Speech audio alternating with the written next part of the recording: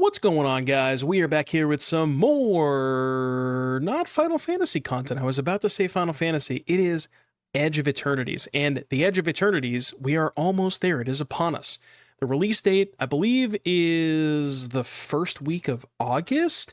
I'm recording this on, I don't even know what today is, July 20th. The Early Access Arena Streamer event's going to be in 3 days. So it's going to be July 23rd, depending on when this goes out. So be sure to go check out the live stream on Twitch if you want to go see some of these cards in action. There may or may not be some of these played on that day. And then I believe the official release would be the following Tuesday, which would be the 29th. Somebody can correct me if I'm wrong in the comment section, but we're not that far away, TLDR.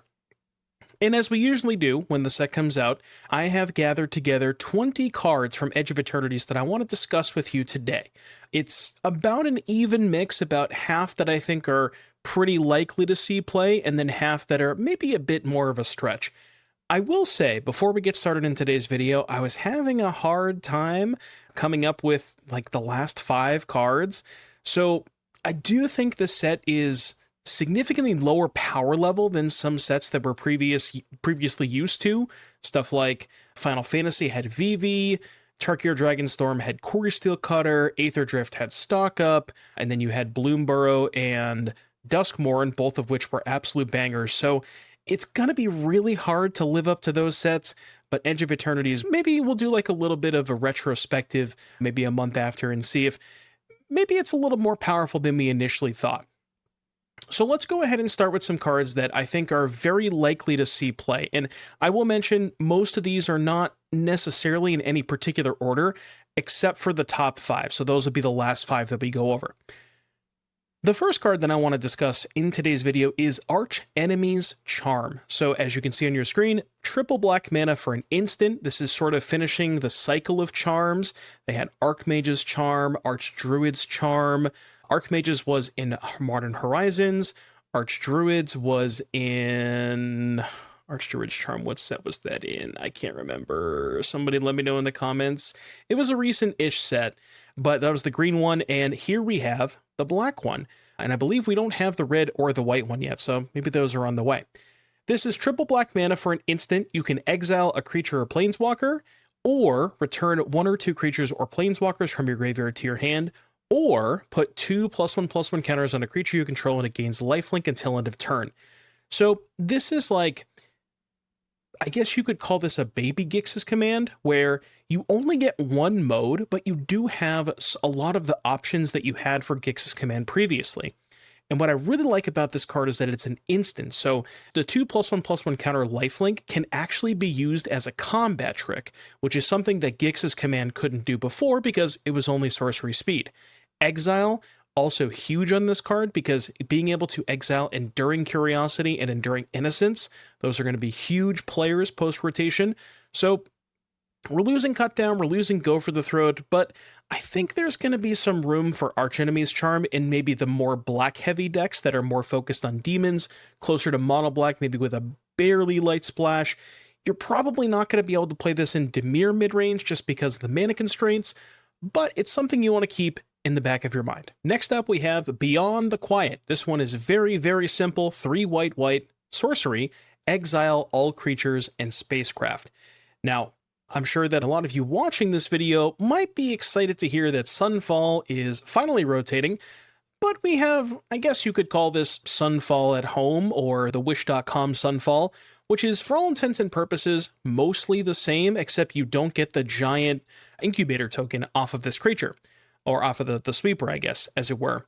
And I like that because a big problem with Sunfall is they can just like sort of overextend into their own Sunfall and then have this large creature that attacks you. But again, exile removal, very important in a format with Enduring Curiosity, Innocence, and so on and so forth. I want to bring up Consult the Star Charts here. So this one, it's got a lot of words on it. It is a instant for a blue and a colorless, and it has kicker for an additional blue and a colorless. You look at X cards, where X is the number of lands you control. You put 1 into your hand, rest in the bottom. If you kick it, you get 2 into your hand.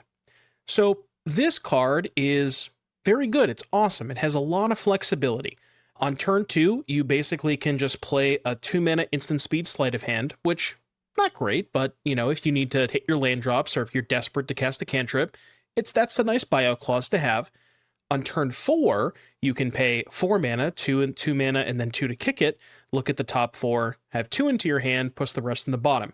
Sort of like a 4 mana mini stock up, because stock up is 3 mana, look at 5. This would be 4 mana, look at 4. So 1 more mana, 1 less card.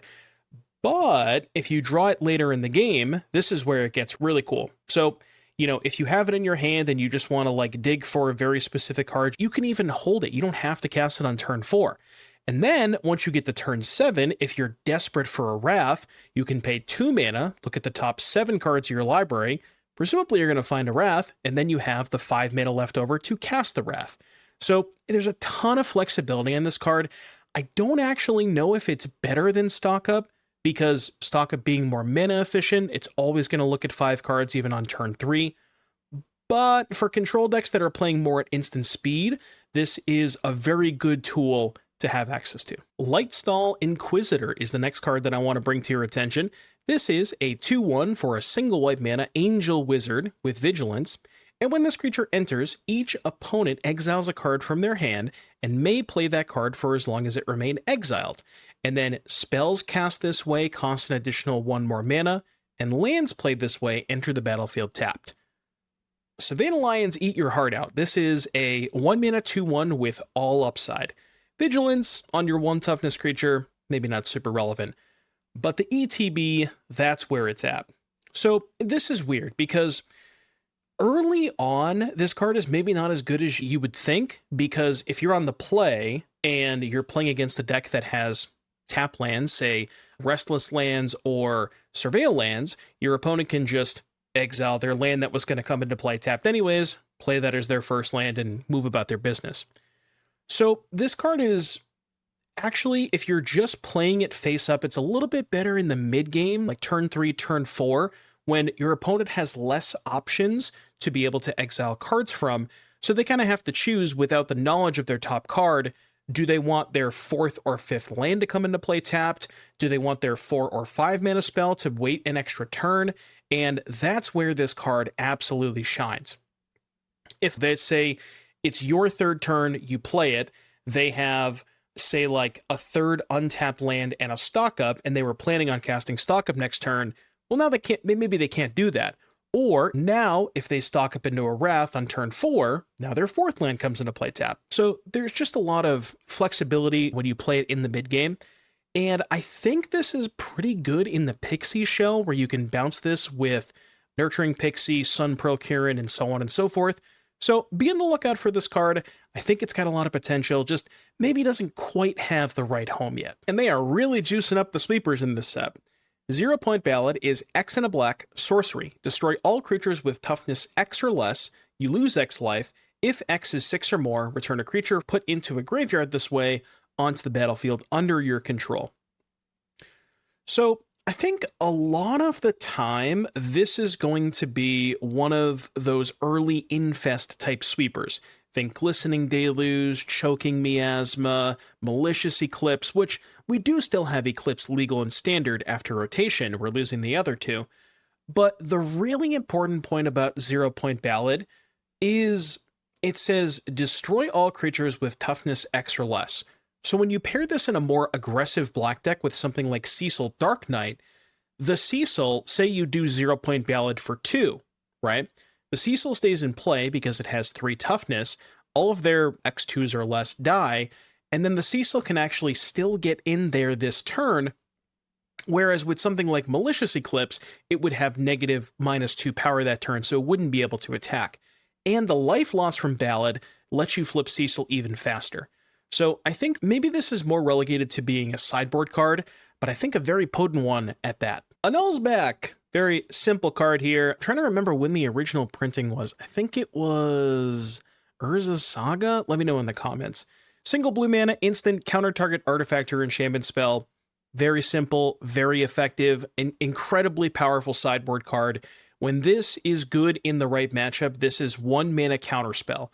And I don't need to tell you why a 1 mana counter spell is good. You're never going to main deck this card, but a very, very good sideboard card.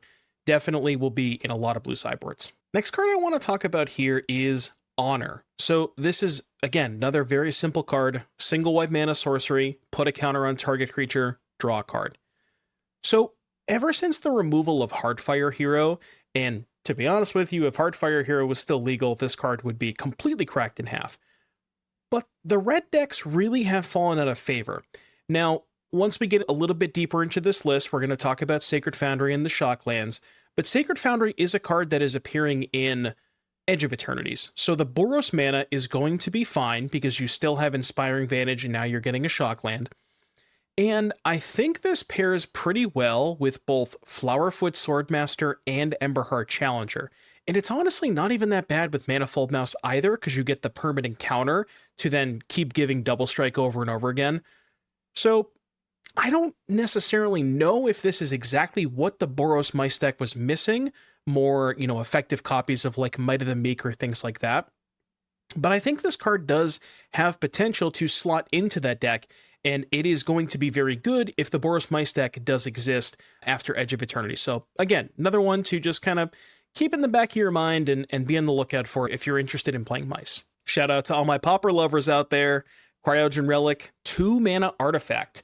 When this artifact enters or leaves the battlefield, now when it dies, draw a card. And you could pay 2 mana to sacrifice this artifact to put a stun counter on a target tapped creature. Not sure how often you're going to be paying 2 mana to sacrifice this to its own ability, but this card is just freaking awesome. Love this card. And it enables so many different cool things where you can pair it with the bounce effects, like, again, Nurturing Pixie or Sunpearl Karen. You can pair it with sacrifice effects. I guess the most notable one would be Repurposing Bay, but if you want to go super deep, maybe you play it with Bartolome or something like that. But yeah, this card is awesome. Absolutely love this one.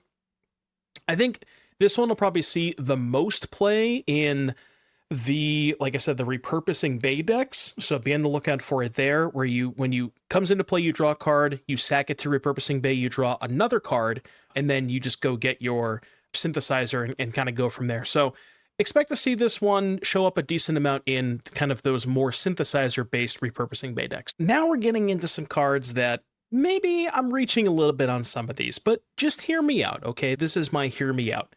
Tanook, Steadfast second. So this is 2 red for a 3/5 Kavu pilot, based creature name, by the way.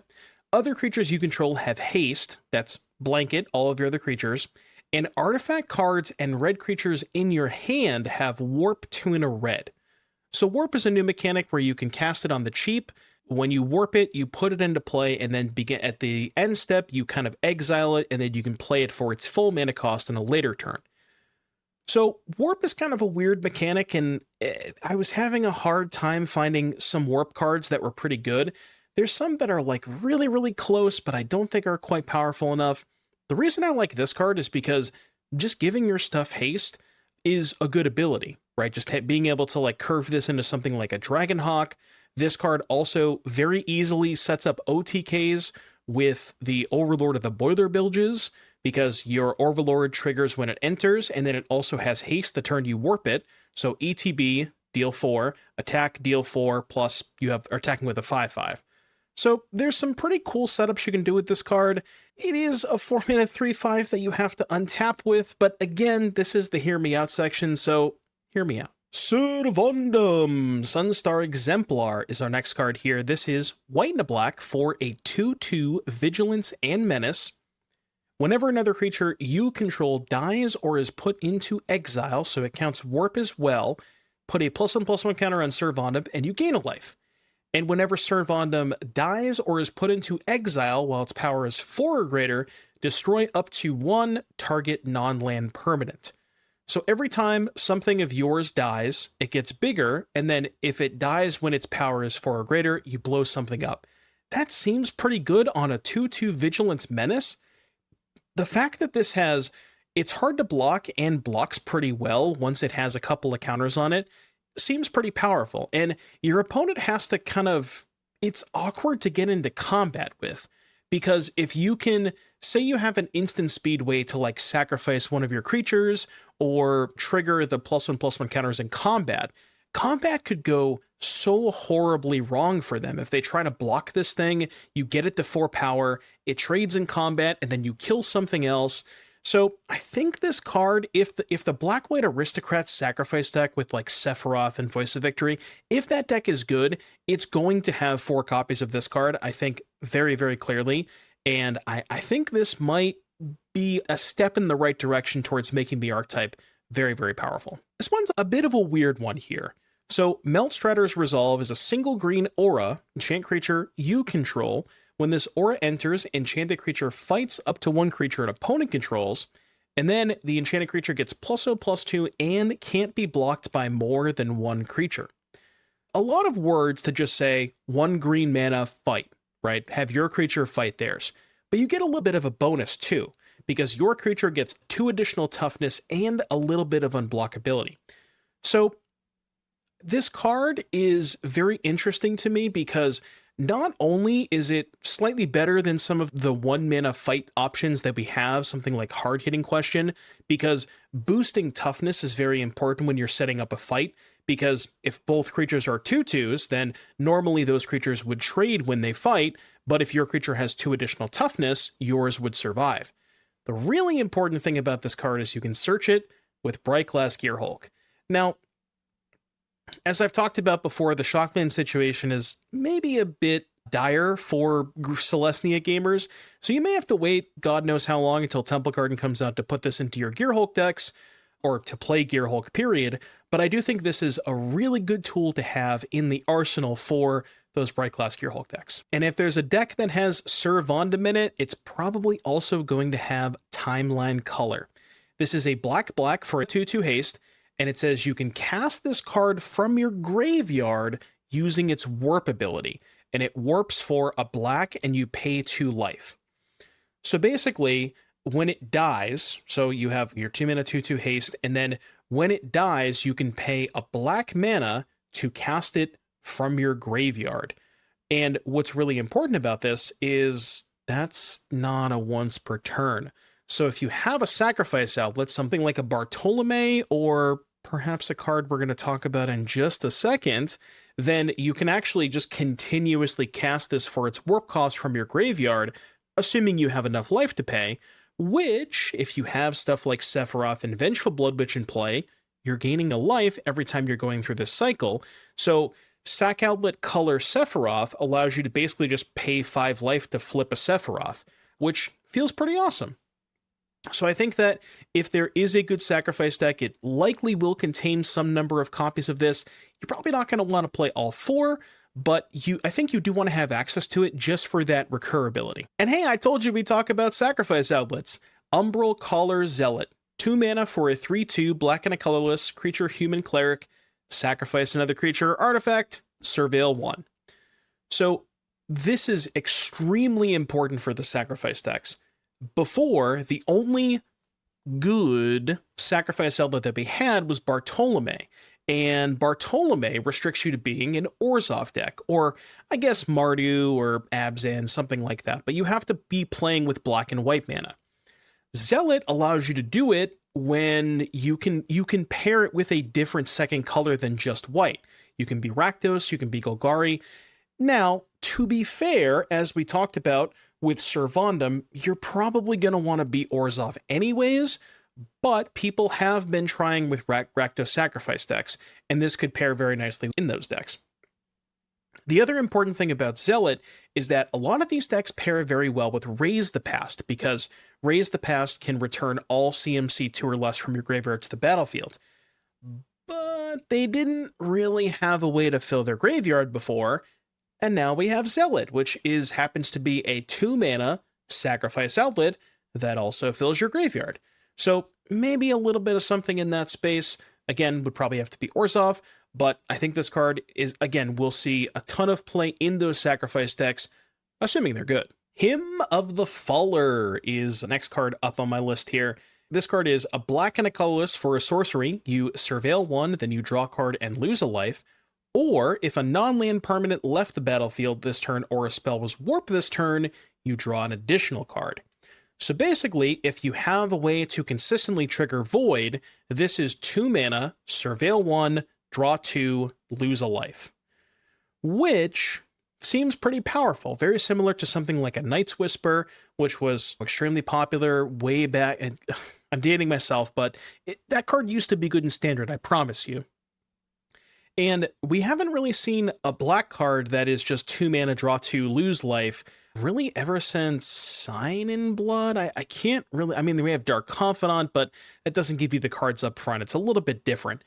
So I could see something like Pixie, where if there is some sort of Pixie deck post-rotation that can consistently pick up permanents, and that deck will always have Void online, basically every single turn, because you're playing with 12 things that bounce permanents. This would very frequently be a 2 mana, draw 2, lose a life in that deck.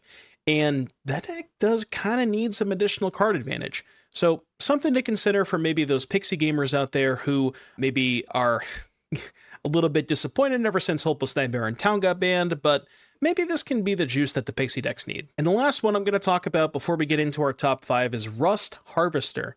This is a single red mana for a 1/1 with Menace. You can pay 2 to tap it and exile an artifact from your graveyard, put a counter on this creature, then it deals damage equal to its power to any target.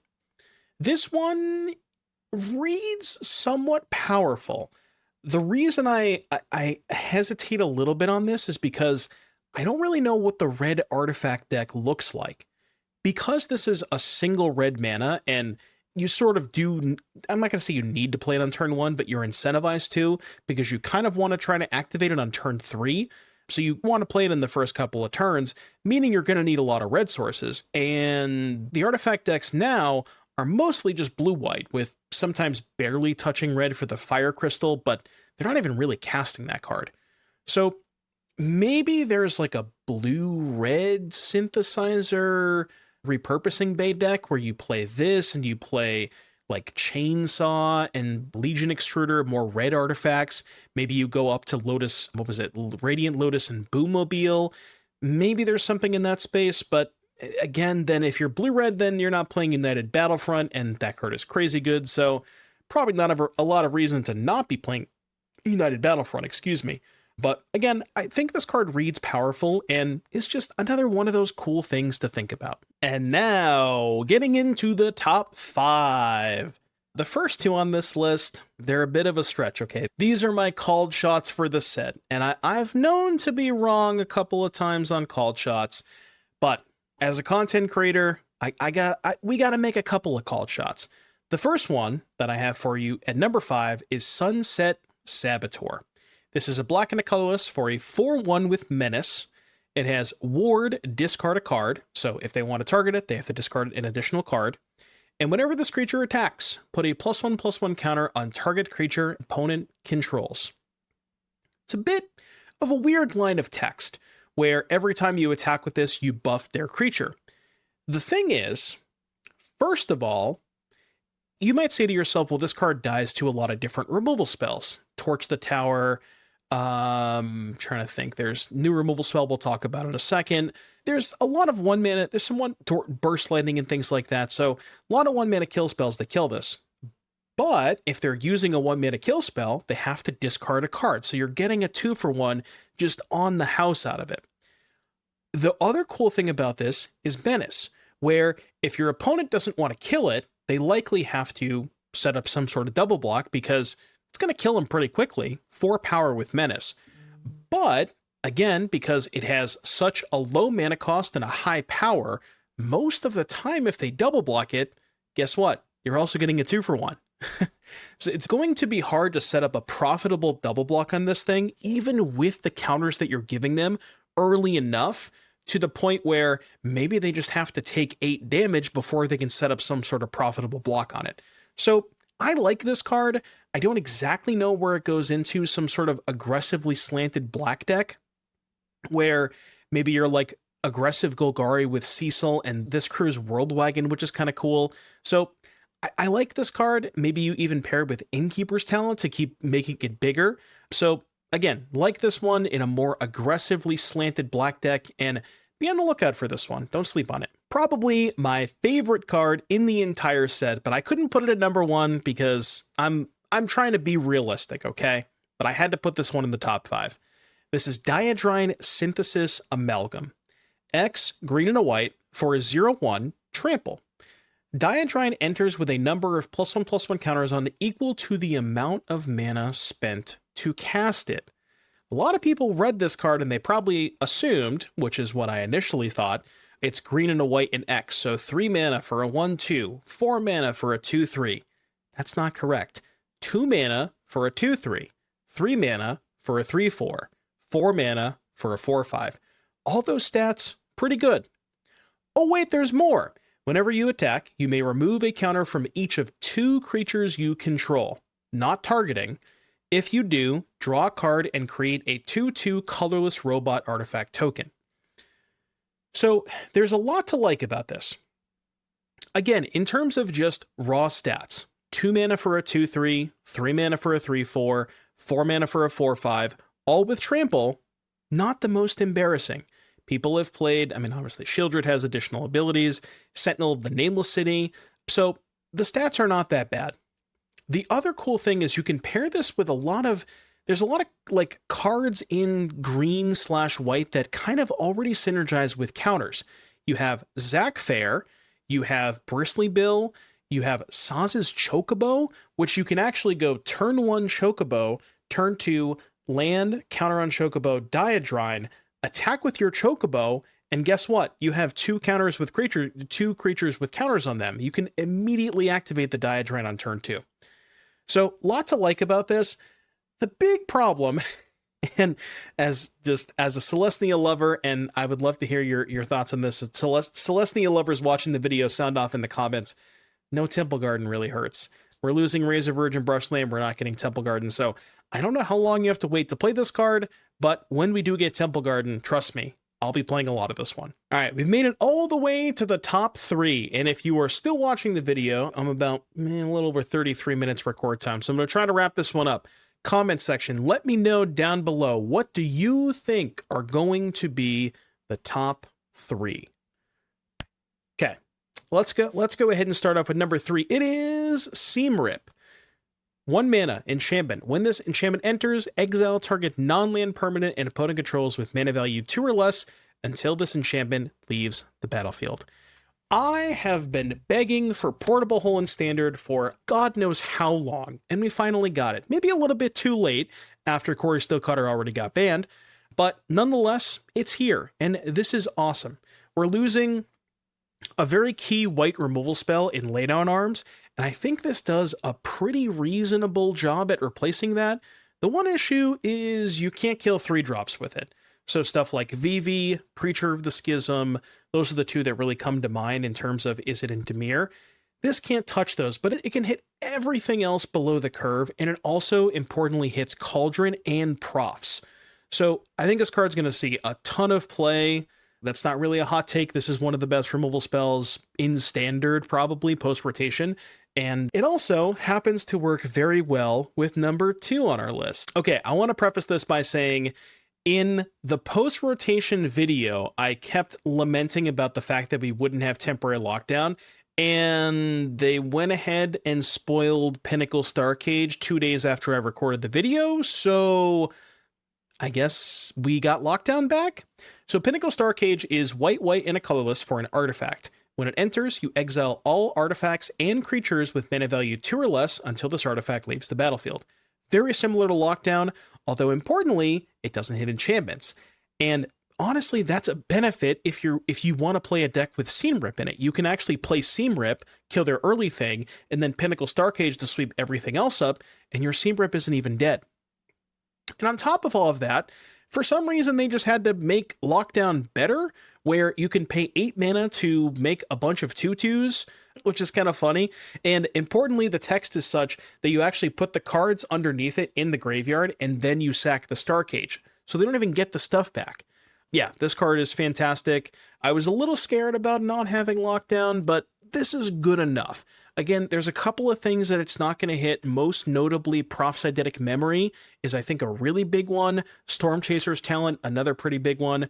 but it hits enough, and I think it is going to punish the decks in a similar way to Lockdown, and it sort of acts as that safety valve. And to the surprise of probably nobody watching this video or the people who clicked on it, number one, the Shocklands. Breeding Pool, Godless Shrine, Stomping Ground, Watery Grave, Sacred Foundry.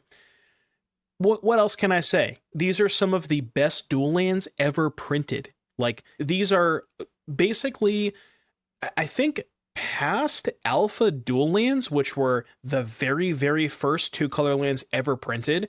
These might be, and I'm not kidding when I say this, these might be the second best dual lands ever printed, and we're getting them in Standard. Now, granted, we're only getting half of them, and I don't really understand why. That's still a mystery to me. But in any case, I'm not going to complain more than I already have. I'm going to take what we get. And yeah, there's really not a lot else to say about these. As somebody who played when they originally were printed back in 2005, and when they were reprinted in 2012, 2013, that era, I've played with these cards a lot, and they're awesome. They make mana bases a lot more fluid, and they also work very, very well with the Verges because they're typed. So, not a ton else to say about these. Love it. I think these are the single most impactful printing, and honestly, maybe, I mean, I guess Corey still caught her, but like going back to like, you talk about impactful printings like Fable the Mirror Breaker, Reckoner, Bankbuster, cards that were previously banned. These are going to reshape Standard entirely. And I think that for the good, not for the bad, like Corey still caught her. But in any case, I'm almost at 40 minutes. I'm going to wrap this video up. Thank you guys so much for watching. Thank you for making it all the way to the end of the video. Please remember to like, comment, subscribe. We are getting very, very close to 20,000 subscribers. And if we could hit that before, well, I guess within the next couple of weeks, just smash, like, and subscribe. I'll see you guys in the next one. Thank you again for watching. And until next time, adios.